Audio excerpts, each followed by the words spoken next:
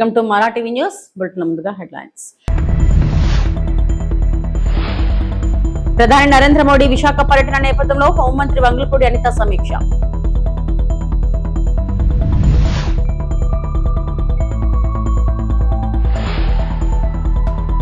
Formula ఈ car రేసులో నాంపల్లి కోర్టుకు కేటీఆర్ హాజరు.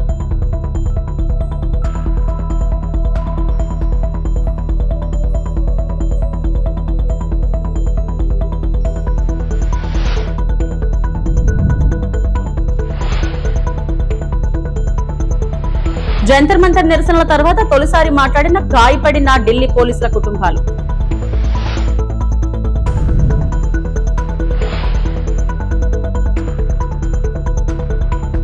ప్రధానమంత్రి శ్రీ నరేంద్ర మోడీ విశాఖపట్నం పర్యటన నేపథ్యంలో అనంతపురం మండలంలో ఏర్పాటు చేసిన పార్కింగ్ ప్రాంతాలు, ప్రజలకు కల్పిస్తున్న సౌకర్యాలు, భోజన ఏర్పాట్లు, ఇతర మౌలిక వసతులను రాష్ట్ర హోంమంత్రి శ్రీమతి వంగలపూడి అనిత, మంత్రి శ్రీ బీసీ జనార్దన్ రెడ్డితో కలిసి పరిశీలించారు. ప్రధాని పర్యటన సందర్భంగా ట్రాఫిక్ సమస్యలు తలెత్తకుండా ముందస్తు ప్రణాళికతో చర్యలు చేపట్టాలని, ప్రజలకు ఎలాంటి సౌకర్యం కలగకుండా అన్ని ఏర్పాట్లు పూర్తి చేయాలని అధికారులను ఆదేశించారు. అన్ని శాఖలు పరస్పర సమన్వయంతో పనిచేస్తూ ప్రతి ఏర్పాటును నిరంతరం పర్యవేక్షించాలని, బాధ్యతాయుతంగా వ్యవహరించి ప్రధానమంత్రి పర్యటనను విజయవంతం చేయాలని హోంమంత్రి అనిత సూచించారు.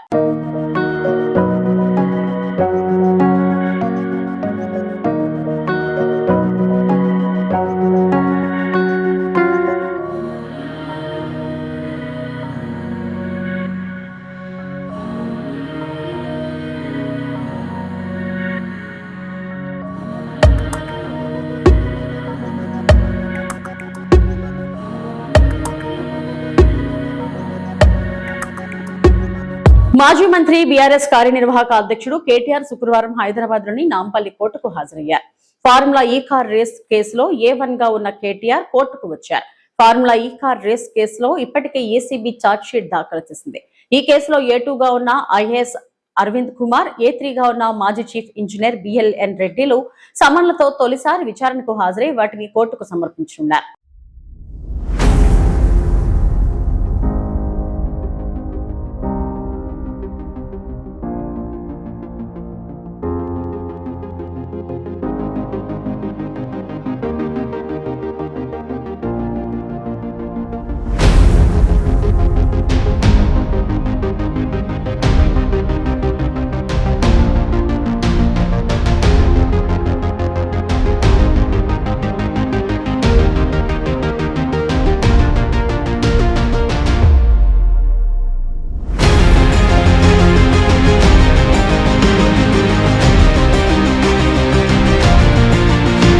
ఢిల్లీలో జంతర్ మంతర్ వద్ద జరిగిన CJP నిరసనల సందర్భంగా గాయపడిన ఢిల్లీ పోలీసుల కుటుంబ సభ్యులు తొలిసారిగా మీడియా ముందుకు వచ్చారు. నిరసనల సందర్భంగా తమ కుటుంబ సభ్యులు తీవ్ర దాడికి గురయ్యారని, విధి నిర్వహణలో ప్రాణాలకే ముప్పు వాటిల్లిందని వారు ఆవేదన వ్యక్తం చేశారు. ఈ ఘటన జరిగి 11 రోజులు గడిచిన అనంతరం నిర్వహించిన మీడియా సమావేశంలో కుటుంబ సభ్యులు తమ అనుభవాలను వెల్లడించారు. दिल्ली पुलिस कर्मियों के परिवार के मेंबर्स और हम अपनी आप बीती आप लोगों के सामने रखना चाहते हैं, लेकिन उससे पहले एक वीडियो के जरिए हम उस दिन और उसके आगे चलते हुए कुछ दिनों में दिल्ली पुलिस कर्मियों के साथ क्या कुछ हुआ वो आपके साथ शेयर करेंगे। और वो वीडियो जो हमने बनाई है वो सोशल मीडिया की कुछ वीडियोस पे, और जिन लोगों को घायल जो पुलिस कर्मी हैं उन लोगों से बातचीत करने के बाद वो वीडियो हमने बनाई है। प्लीज़ एक आपके समक्ष में वो वीडियो रखना चाहती हूँ। एक यूनिफॉर्म के पीछे सिर्फ एक पुलिस कर्मी नहीं होता, उसके पीछे होती है उसकी माँ, पिता, पत्नी, बच्चे और पूरा परिवार जो देर रात तक वेट करता है कि वो सुकुशल घर लौट आए। अब मैं आपके सामने कुंजल जी को रिक्वेस्ट करती हूँ कि वो प्लीज़ अपना एक्सपीरियंस शेयर करें।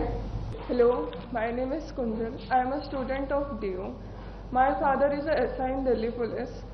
मेरे बाबा पुलिस में आने से पहले मेरे फादर इंडियन नेवी में मैरीन कमांडो थे. उन्होंने इंडियन नेवी को अपने 15 साल दिए हैं. My father was at main protest site. He was at the front line near the barricades, जहाँ पर बहुत सारा क्राउड था. मेरे पापा जब भी रात में घर आते थे तो वो बोलते थे कि अब ये प्रोटेस्ट स्टूडेंट प्रोटेस्ट नहीं लग रहा है, इसमें बहुत सारे एंटी सोशल एलिमेंट्स जुड़ चुके हैं। उसके अगले दिन ही 25 तारीख को my father was pulled bye a crowdy mob and it was almost lynched near the stage of Jantar Mantar.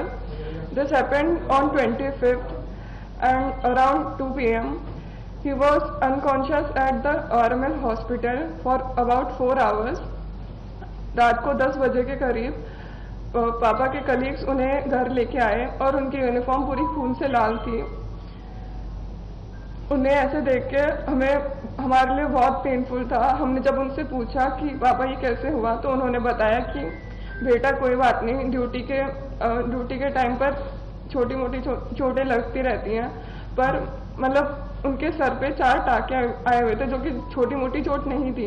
రాష్ట్ర మంత్రి కొల్లు రవీంద్ర వైఎస్ జగన్మోహన్ రెడ్డిని ఉద్దేశించి విమర్శలు చేశారు. రోడ్డు ప్రమాదంలో పేద గొర్రెల కాపరి దానయ్య మృతికి కారణమైన మాజీ మంత్రి సీదిరి అప్రరాజు కుమారుడిని జగన్ పరామర్శించారు. కానీ ఈ ప్రమాదంలో ప్రాణాలు కోల్పోయిన దానయ్య కుటుంబాన్ని మాత్రం ఎందుకు పరామర్శించలేదు? దానయ్య కుటుంబానికి ఎప్పుడు వెళ్లి ధైర్యం చెబుతారని ప్రశ్నించారు.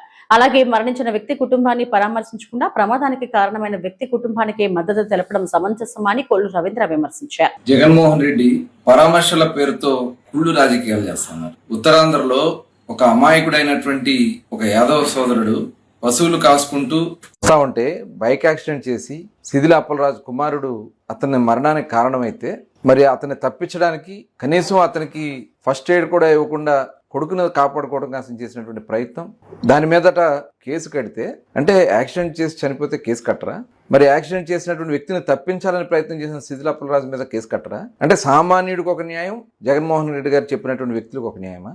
మరి పరామర్శ పేరుతో ఈరోజు వస్తూ ఆ పరామర్శే ఒక చెత్త పరామర్శ. అక్కడ ఉన్నటువంటి డ్యూటీలో ఉన్నటువంటి ఆడబిడ్డను పట్టుకుని ఆడబిడ్డని అవమానపరిచినటువంటి విధానం. అంటే ఈ రాష్ట్రంలో ఆడబిడ్డలు ఉండడం జగన్మోహన్ రెడ్డికి ఇష్టం లేదా? సొంత చెల్లిని ఇంట్లోంచి తరిమేశాడు, సొంత తల్లిని ఇంట్లోంచి తరిమేశాడు, మరి బాబాయ్ని హత్య చేసి ఆ హత్య కుట్రని బాబాయ్ కూతురు వేయాలని ప్రయత్నం చేశాడు. ఇటువంటి ఆలోచనలు ఉన్నటువంటి వ్యక్తి ఈరోజు ఒక లేడీ ఎస్ఐ మీద, ఒక ఆడబిడ్డ మీద మరి ఈ రకమైనటువంటి కుట్ర చేయటం అనేది అక్కడ జరిగినటువంటి సంఘటన చాలా దురదృష్టకరం. ఇలాంటి వ్యక్తులు ఈరోజు రోడ్లెక్కి బరి తెగించి ప్రవర్తిస్తూ ఉన్నారు. గంజాయి తాగే వాళ్ళని మరి పరామర్శ పేరుతో పరామర్శకు వస్తే పరామర్శకు వెళ్ళాలి. అక్కడ జరిగినటువంటి సంఘటన, అక్కడ ఒక అమాయకుడైనటువంటి సోదరుడు, బీసీ సోదరుడు, యాదవ్ సోదరుడిని మరి అక్కడ యాక్సిడెంట్ చేసి చంపేస్తే అతన్ని పరామర్శ చేయలే, జైల్లో ఉన్నటువంటి వ్యక్తిని పరామర్శకి 5 గంటల్లోపు ములాఖతులు ఉండవని తెలుసు కదా. 5 తర్వాత అంటే కావాలని 5కి అక్కడికి వెళ్లకుండా మరి అక్కడ కూడా ఒక దొంగ రాజకీయాలు చేయాలని చెప్పి ప్రయత్నం చేస్తున్నాడు. ఎస్ఐగా ఉన్నటువంటి ఆడబిడ్డ కష్టపడి చదువుకుని ఒక సామాన్య కుటుంబం నుంచి పోలీస్ డిపార్ట్మెంట్లోకి వచ్చి సర్వీస్ చేస్తా ఉంటే ఆడబిడ్డ మీద జరిగినటువంటి మరి అక్కడ మీ వైఎస్ఆర్ పార్టీ నాయకులు అమానుషంగా ప్రవర్తించిన దానికి మీరు ఎందుకు ఖండించరని చెప్పి నేను అడుగుతాను. అంటే ఆడబిడ్డలంటే మీకు అంత చులకన? ఈరోజు మీరు దొంగల్ని వెనకేసుకొస్తా ఉన్నారు, కూనీకోరులు వెనకేసుకొస్తా ఉన్నారు, రౌడీ షీటర్లు వెనకేసుకొస్తా ఉన్నారు. ఇదేం సంస్కృతి జగన్మోహన్ రెడ్డి గారు? ఇలాంటి వ్యక్తులు ఈ రాష్ట్రానికి అవసరం లేదని చెప్పి ప్రజలు మొన్న తీర్పిచ్చారు.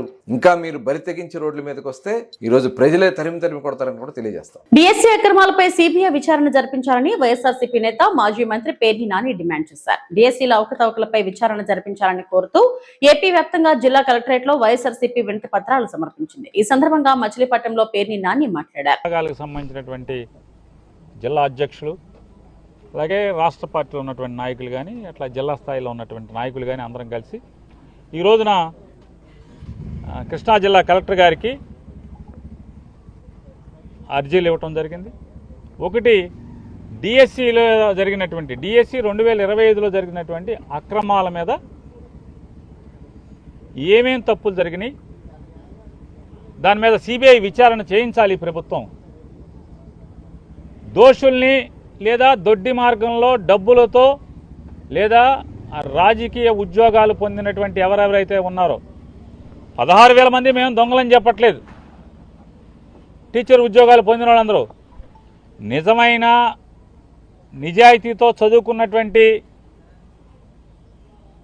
టీచర్లతో పాటు దొంగలు కూడా దూరారు, దొంగ టీచర్లు కూడా వచ్చారు. ఈ 16,000 మందిలో, ఈ 16,000 మంది గుంపులో లోకేష్ చేత తొయ్యబడి, లోకేష్ చేత టోకెన్లు తీసుకోబడి ఈ 16,000 మందిలో దొంగ టీచర్లు కూడా వచ్చారు. దొంగతనంగా వచ్చిన వాళ్ళు, సర్టిఫికెట్లు లేకుండా వచ్చిన వాళ్ళు, చదువు లేకుండా వచ్చిన వాళ్ళు, అర్హత లేకుండా వచ్చిన వాళ్ళు మరి సమానంగా ఎట్లా అవుతారు? బాగా చదువుకుని కష్టపడి పేదరికాన్ని అధిగమించి ప్రతికూల పరిస్థితులను అధిగమించి డిగ్రీలు చదివి బీఈడీలు చదివి లేదా టీచర్ ట్రైనింగ్ కోర్సులు చదివి మెరిట్లో చదివి కష్టపడి ఎన్నో సంవత్సరాల తరబడి తరఫీదు పొంది నిరంతరం అన్నం తిన్నారో లేదో కానీ ఇదే పని మీద చదివి బాగా రాసి నిజాయితీగా టీచర్ ఉద్యోగాలు పొందిన వాళ్ళ గురించి వైఎస్ఆర్ కాంగ్రెస్ పార్టీకి ఎటువంటి చింత లేదు, ఎటువంటి బాధ లేదు. కానీ ఈ కష్టపడి చదివి ఉద్యోగాల్లోకి వచ్చినటువంటి అర్హత గల టీచర్లతో పాటుగా అర్హత లేని దొంగ టీచర్లు లోకేష్ నాయకత్వంలో లోకేష్ చేత రికమెండ్ చేయబడి వచ్చారనేదే డబ్బుతోనో లేదా పార్టీ ముద్ర మీదో పార్టీ పచ్చబిళ్ళ ఉన్నోళ్ళు లోపలికి వచ్చారు అనేది వైఎస్ఆర్ కాంగ్రెస్ పార్టీ యొక్క ఆధారాలతో కూడినటువంటి అనేక సందేహాలని ప్రజల తరపున ప్రభుత్వాన్ని ప్రశ్నించడం జరిగింది. ఓదార్పు యాత్ర పేరుతో మాజీ సీఎం వైఎస్ జగన్మోహన్ రెడ్డి ఆంధ్రప్రదేశ్ ను అరాచక రాష్ట్రంగా మార్చేందుకు కుట్ర పడుతున్నారని బీజేపీ రాష్ట్ర అధికార ప్రతినిధి భానుప్రకాష్ రెడ్డి మండిపడ్డారు. మీడియాతో ఆయన మాట్లాడుతూ గత వైసీపీ హయాంలో రాష్ట్రాన్ని సర్వనాశనం చేశారని విమర్శించారు. సీదిరి అప్పలరాజును పరామర్శిస్తామనే పేరుతో ప్రజలను భయాందోళనకు గురి చేస్తున్నారని, తప్పులు చేసి వాటిని ప్రభుత్వంపై నెట్టే ప్రయత్నం చేస్తున్నారని ధ్వజమెత్తారు. రాష్ట్రంలో ప్రధాని నరేంద్ర మోడీ పర్యటన నేపథ్యంలో ప్రజల్లో భయాందోళనలు సృష్టించాలని చూస్తే తీవ్ర పరిణామాలు ఉంటాయని ఆయన హెచ్చరించారు. ఓదార్పు యాత్ర పేరుతో మాజీ ముఖ్యమంత్రి జగన్మోహన్ రెడ్డి గారు ఆంధ్రప్రదేశ్ని అరాచక ప్రదేశ్గా అరాచక యాత్రగా దాన్ని ముందుకు తీసుకుపోవాలని చెప్పి ఒక దురుద్దేశంతో ప్రశాంతమైనటువంటి ఆంధ్రప్రదేశ్ వాతావరణాన్ని కలుషితం చేయాలని చెప్పి ఒక దుష్ట ఆలోచనతో ముందుకు పోతున్నారు. ఇది మంచిది కాదు. జగన్మోహన్ రెడ్డి గారు మీ హయాంలో 2019 నుంచి 2024 వరకు ఆంధ్రప్రదేశ్లో అరాచకం రాజ్యం వెళ్ళింది.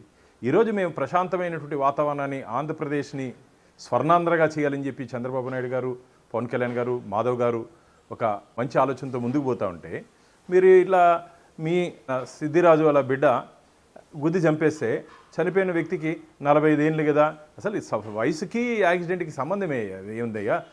చనిపోయిన తర్వాత మొత్తం అక్కడ మ్యానిపులేట్ చేశారు, అక్కడ ఉన్నటువంటి సీన్ ఆఫ్ అఫెన్స్ని మ్యానిపులేట్ చేశారు. తప్పులు మీరు చేసి తప్పుని ప్రభుత్వం మీద నెట్టే ప్రయత్నం చేస్తారు. తప్పులు మీరు చేసి ఆ తప్పుని ప్రభుత్వం మీద నెట్టే ప్రయత్నం చేస్తారు. ఇది మంచిది కాదు. మీ ప్రభుత్వంలో గొడ్డలి పోటుని గుండుపోటుగా చేశారు, డిక్కీలో డ్రైవర్ శవాన్ని తీసుకెళ్లారు. ఈరోజు మళ్ళీ అదే పని మీ ప్రభుత్వం ఉంది కాదని చెప్పి ఒక భావనతో ఏదైనా చేస్తున్నారని చెప్పి ప్రజలు నవ్విపోతున్నారు. ఇప్పుడు ఉండేది ఎన్డీఏ ప్రభుత్వం. చంద్రబాబు నాయుడు గారు, పవన్ కళ్యాణ్, మాధవ్ గారి సారథ్యంలో ఆంధ్రప్రదేశ్ ముందుకు పోతోంది. ఎవరు తప్పు చేసినా సరే ఖచ్చితంగా వారిని చట్టపరంగా మేము శిక్షించడానికి సిద్ధంగా ఉన్నాం.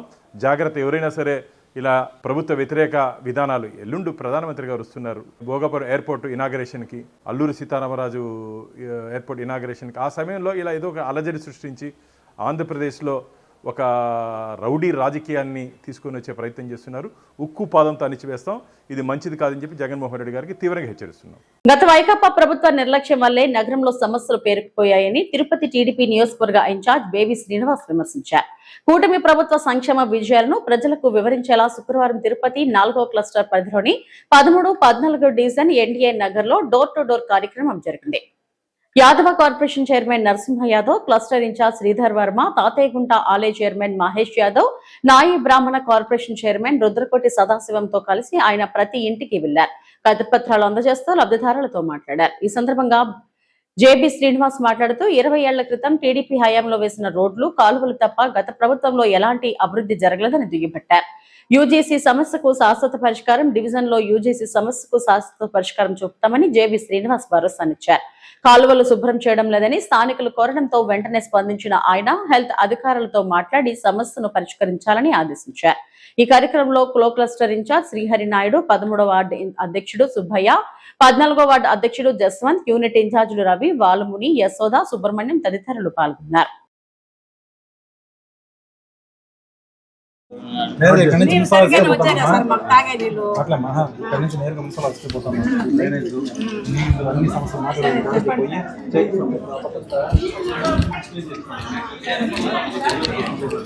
ఎందుకంటే నీళ్ళు కనుక్కొని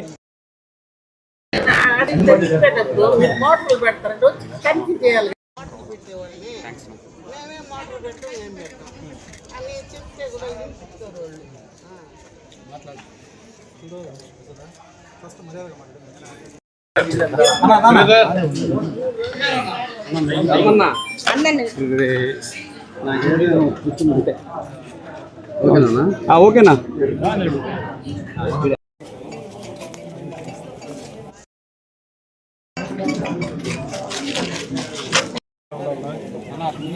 మేము మీకు అండగా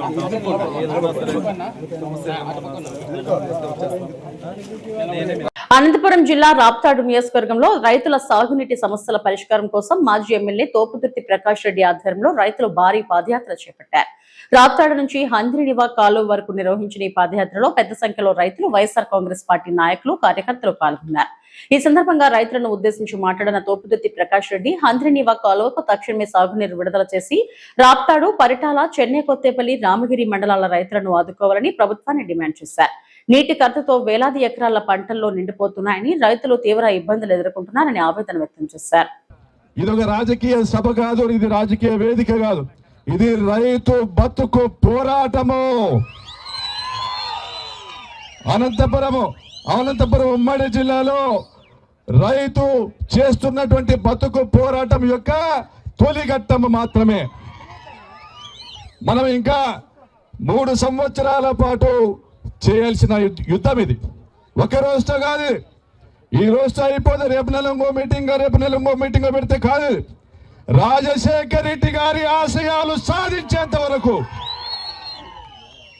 మన ఒంట్లో ఊపిరి ఉన్నంత వరకు మనము ఖచ్చితంగా ఈ పోరాటం చేయాల్సిందే. రాజశేఖర్ రెడ్డి గారు హంద్రినీవా ప్రాజెక్టును తీసుకొని వచ్చారు. ఎందుకోసం తెచ్చినారయ్యా? రాయలసీమ 4 జిల్లాలలో 6 లక్షల ఎకరాలకు పీడు భూములకు పిల్ల కాలువల ద్వారా నీరు చేకి తీసుకొని వచ్చినారు. 6,850 కోట్లతో ఆయన మొదలుపెట్టి ఆయన చనిపోయే రోజుకు 4,000 కోట్ల రూపాయలు ఖర్చు పెట్టారు. మరి ఈరోజు చంద్రబాబు నాయుడు గారు మొన్న చేసిన లైనింగ్తో, నిన్న పిలిచిన టెండర్లతో కలిపి దాదాపుగా దీన్ని 20,000 కోట్ల రూపాయలకు పెంచినారు. మరి ఎవరికైనా ఒక ఎకరాకు తడిచ్చేదానికి పిల్ల కాలువల నిర్మాణం ఏడైనా జరిగిందా? కేవలము దీన్ని దోపిడీ యజ్ఞంగా మార్చినారు. ఆ రోజు రాజశేఖర రెడ్డి గారు జలయజ్ఞంగా ఆయన జీవిత కాలంలో ఆయన రైతుల కోసం పడిన కష్టము, చేసిన పాదయాత్రలకు ఫలితంగా ఈరోజు గాలేరు నగరి, హంద్రినీవా లాంటి ప్రాజెక్టులు తీసుకొచ్చారు రాయలసీమ ప్రాంతానికి. మన అనంతపురం జిల్లాలో దాదాపుగా, ప్రత్యేకించి మన సత్యసాయి జిల్లాలో దాదాపుగా 2 లక్షల ఎకరాలకు నీళ్ళు ఇవ్వాలి. ఇది రాజశేఖర రెడ్డి గారి కళ. మరి ఈ కళను సాకారం చేసేదానికి నేను సిద్ధంగా ఉన్నా, మీరు సిద్ధమేనా? విజయవాడ ప్రెస్ క్లబ్ లో ఆంధ్రప్రదేశ్ బాలల హక్కుల పరిరక్షణ కమిషన్, హెల్ప్ సంస్థ సంయుక్త ఆధ్వర్యంలో ప్రపంచ మానవ అక్రమ రవాణా వ్యతిరేక దినోత్సవం సందర్భంగా అవగాహన కార్యక్రమం నిర్వహించారు. ఈ సందర్భంగా మాట్లాడిన కమిషన్ చైర్మన్ వేటుకూరి సూర్యనారాయణరాజు, ప్రస్తుతం అక్రమ రవాణా ముఠాల లక్ష్యం బాల బాలికలనేని ప్రతి కుటుంబం అప్రమత్తంగా ఉండాలని పిలుపునిచ్చారు.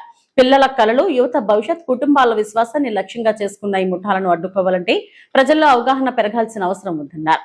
ఒక చిన్నారిని లేదా యువకుడిని అక్రమ రవాణా నుంచి రక్షించడం అంటే ఒక జీవితాన్ని, ఒక కుటుంబాన్ని, ఒక భవిష్యత్తును కాపాడినట్టు నేను పేర్కొన్నారు. ఈరోజు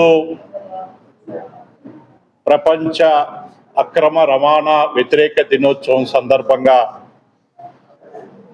ఏర్పాటు చేసిన సమావేశానికి విచ్చేసిన పత్రికా సోదరులకి నమస్కారాలు.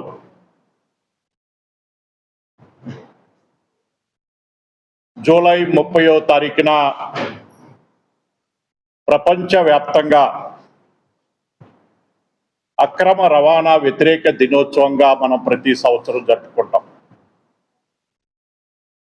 దానిలో భాగంగా ప్రతి సంవత్సరం ఒక టీముని అనుకుని దానికోసం సంవత్సరం అంతా ప్రయత్నం చేస్తాం. దానిలో భాగంగా ఈరోజు ఆంధ్రప్రదేశ్ రాష్ట్ర బాలల హక్కుల కమిషన్ మరియు ఎల్ప్ స్వచ్ఛంద సంస్థ సంయుక్తంగా ఈ కార్యక్రమాన్ని నిర్వహించడం జరిగింది. ఈరోజు ఎవరైతే అక్రమ రవాణాదారులు ఉన్నారో వాళ్ళ వలలో అనేక మంది బాలలు కానీ యువకులు కానీ వాళ్ళు వలలో పడి వాళ్ళు నేరస్తులు కానప్పటికీ నేరగాళ్ళుగా మిగిలిపోతూ ఉన్నారు. దాన్ని ప్రజలలో అవేర్నెస్ తీసుకురావాలి. అక్రమ రవాణాదారుల పట్ల ఎటువంటి జాగ్రత్తలు తీసుకోవాలి. ఇవి ఇప్పటివరకున్న బులెటిన్ అప్డేట్స్.